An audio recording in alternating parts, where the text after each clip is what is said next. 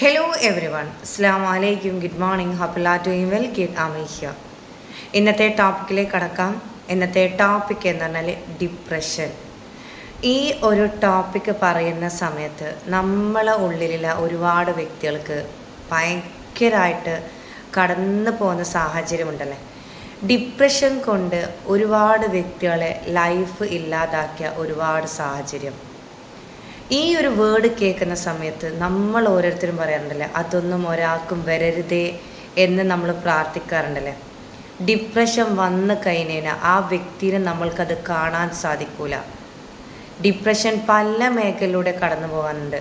ഒന്ന് family issues, society issues, അതുപോലെ തന്നെ നമ്മൾ വർക്ക് ചെയ്യുന്ന സമയത്തിലെ വർക്ക് റിലേറ്റഡ് ആയ ഇഷ്യൂസ്, ഇങ്ങനെയുള്ള ഒരുപാട് കാര്യത്തിലൂടെ കടന്നു പോകാറുണ്ട്.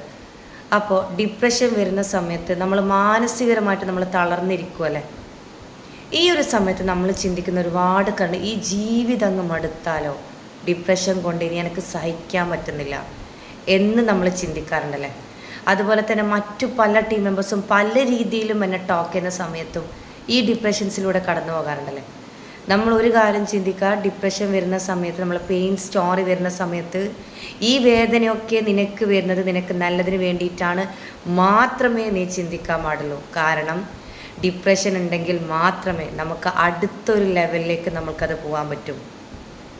ഡിപ്രഷൻ അനുഭവിച്ച് അത് സഹിച്ച് അതിനെ പാകപ്പെടുത്തി അതിനെ ഒരുപാട് സ്ട്രഗിൾസിലൂടെ നമ്മൾ കടന്നു പോകുന്ന സമയത്ത് നമ്മൾക്കൊരു നല്ലൊരു വശം വരാനുണ്ട്. നല്ലൊരു വാതിലുകൾ പടച്ചോൻ തന്നെ തുറക്കാനുണ്ട്. ഈ ഡിപ്രഷനൊക്കെ നമ്മളൊരു ആഘോഷമാക്കണം.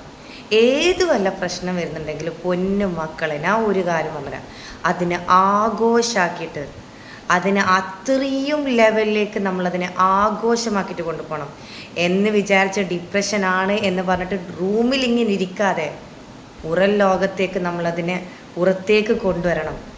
എന്നിട്ടതിനെ ആഘോഷമാക്കിയിട്ട് കൊണ്ടുപോകണം. ഡിപ്രഷൻ എന്ന് പറഞ്ഞിട്ട് സ്വയത്തെ അവിടെ ഇല്ലാതാക്കല്ല വേണ്ടത്, നീ മറികടക്കണം. നിനക്ക് എത്ര വരെ പോകാൻ പറ്റുന്നുവോ അത്രയും ലെവലിലേക്ക് നീ പോയി നീ ആരാണെന്ന് നീ കാണിച്ചു കൊടുക്കണം. അതാണ് അതിൻ്റെ പവർ. എന്ന് വിചാരിച്ചിട്ട് ഡിപ്രഷനാണ് എന്ന് പറഞ്ഞിട്ട് നമ്മൾ അവിടെ ഒരിക്കലും നമ്മളെ തളർത്താൻ നോക്കരുത്. നമ്മളവിടെ തളർന്നു എന്ന് കാണുന്ന സമയത്ത് നമ്മുടെ ചുറ്റുഭാഗമുള്ള ആൾക്കാർ നമ്മളെ വീണ്ടും തളർത്താൻ നോക്കും.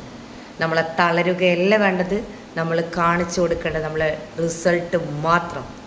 അപ്പോൾ ഡിപ്രഷൻ എന്ന് പറഞ്ഞിട്ട് റൂമിൽ അടങ്ങി ഒതുങ്ങി നിൽക്കരുത്.